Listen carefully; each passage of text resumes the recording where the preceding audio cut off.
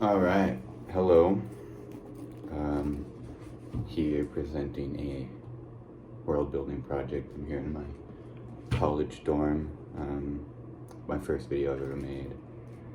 I've been making this sort of fantasy world inspired by a couple different sources, but the thing that really inspired me to start it was playing through the Elder Scrolls Morrowind. I really liked how alien that felt. So I've been working on something I kind of liked. It's gone through some development here, and I just wanted to share what I've been working on. I've got this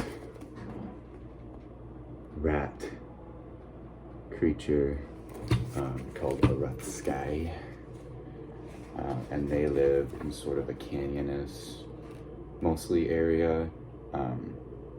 They have canyons and sort of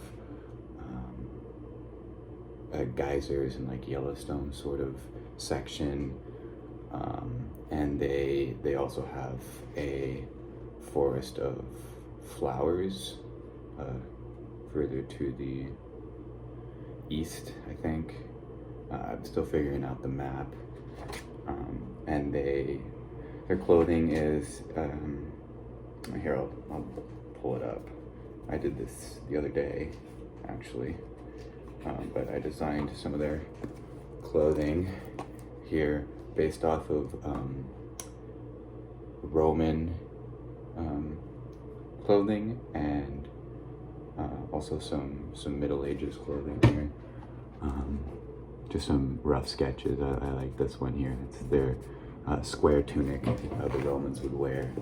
Tunics that are basically a big square with a hole here, and then the sides would be mostly open for the arms here, and they just form fit with a belt, and then it would create their tunics. That would be something like a common foot soldier would wear, a citizen or something, in Roman times here. And then they have these robes, the robes here with these belts, and they have large like crustaceans and bugs in their area, and here's them wearing sort of like a crab armor. Here you can see the rough sketch of the rough sky crab armor, and they're a very magical society, but they also have warriors and stuff there, and they have in the same province who used to basically be, they're basically the natives of this province that the Raskai have settled in.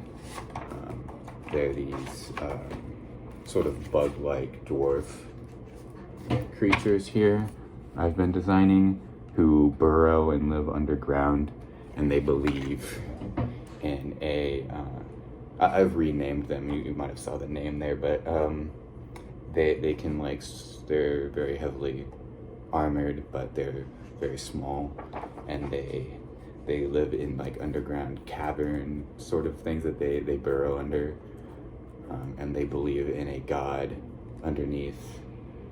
I've currently been calling this the sleeper, like a sleeping god underneath the earth who they want to be closer to. And here's a Wrath Sky City built in and around the shedding of a giant centipede that they have that live in the canyonous areas. This is sort of a transitional area into the more Yellowstone, but it's their main city, built around an ancient one of these centipedes, or millipedes, I believe. I think I placed off millipedes in the canyons, and these things sort of operate like dune worms, sort of. But here's a little illustration of that, if you can see that.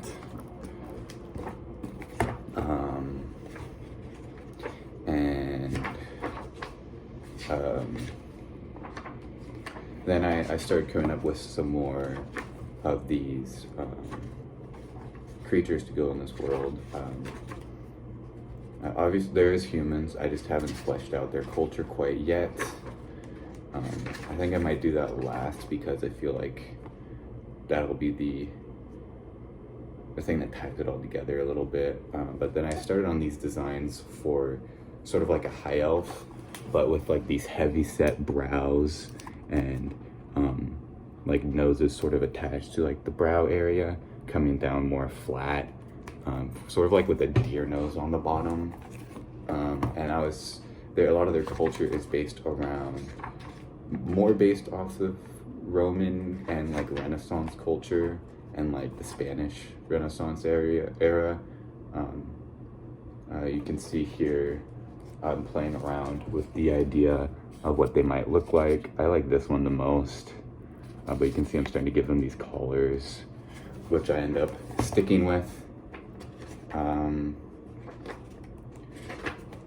And I start to develop them a little bit more along here. Oh yeah, right here. You can see I started designing some of the different clothing here with like sort of like the like padded shouldered vests and these fitted bottom parts of the pants that the Spanish would wear, with these like floofy collars, and then like this mantle sort of the fancier guy, and you know, the hats, and then maybe a more working class guy with a hood. And I thought I liked how like these hoods sit sort of fluffy here, extra space so that they can fit their ears, because they are technically elves. And then I also have I have what I've been calling earth elves. I don't have a solid name for them yet, but I'm kind of basing them mostly off of Celtic, native Britannic people, and they're sort of a poorer agricultural society, and you'll see another one of the creatures in these illustrations, which is we'll talk about next. But here they are up here. The woman picking flowers, and one of the male warriors. Another image of what the women might look like, but very based off of Britain and early Celtic cultures. And then we have these large guys. I've just been calling them frost giants. I want to give them an actual name, but they're one of the more peaceful societies. This is one of their cities. Most of them are nomadic and don't live in cities, but some of them have settled and are kind of adopting the cultural norms of other societies to an extent. And these hills are built on what I've been calling magic nodes. There's rivers basically of magic. You can't see them, but they're in the fabric of the universe itself, and where they connect these like webs of rivers of magic, there's these nodes, and all of their cities that do exist, these mounds with like hills basically that they've built around them, are built on a node, and their graves point out in the directions of all the different magic rivers. And they live in and around these hills, these mounds they've created. And they'll use wooden structures in some of the more forested areas. They have some more desolate, icy areas, and some more like evergreen forest areas.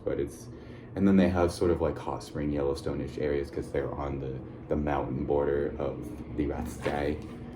Here's me exploring some of their maybe clothing. I'm thinking some of the more isolated tribes don't bother with clothing because of all the hair they have on them.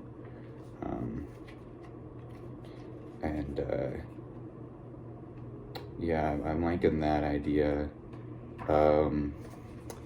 And I was thinking in this frozen area that they sort of live in, they're more of like druidic type people, and they are nomadic and follow like things that they hunt, and it's like hunting like giant floating jellyfish or some sort of sea creature like that. I had this idea where like the jellyfish are multicolored and sort of like see-through, and as they go through the sky, it's described as almost looking like northern lights. And then there's these myth about them involving the northern lights, and I I really like the idea. Here's my initial sketch of these frost giants here. They got like long limbs, and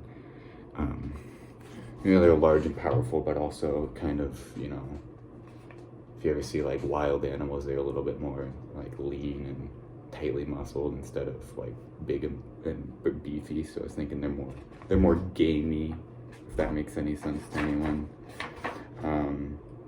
And I've just been trying to think of other things, other cultures, and ways to expand the cultures I currently have. Because I'm just trying to develop this world for fun, and then I might, run a game or something in it sometime. Right now, I've just been trying to get the general ideas of the cultures, what inspires them, and recently their clothing and stuff. But I need names, and I'm up for suggestions, anything I should add. Yeah, that's about it. I'm gonna hopefully keep up with this. Eventually some people might end up watching some of these videos, probably be embarrassed by that, but it's the only way I can think of to get input on my ideas. So I've been slowly cracking away at this while I'm going through university, and obviously these are all sketches. None of this is like a finished illustration, but once I get some stuff more defined, I'll start putting some finished illustrations in, and getting some stuff more finalized, and writing some more, fleshing some stuff out. I don't even have like a map drawn. I don't have like much in the way of like religion or deities or anything along those lines. I know the Raskai don't necessarily believe, or like they know that the gods exist, because obviously there's no way of denying it in a fantasy world like this, but they don't really worship them necessarily. They kind of just believe that they're powerful creatures, and that through the use of magic they can attain greater power. But yeah, thanks for listening, and that's all I got.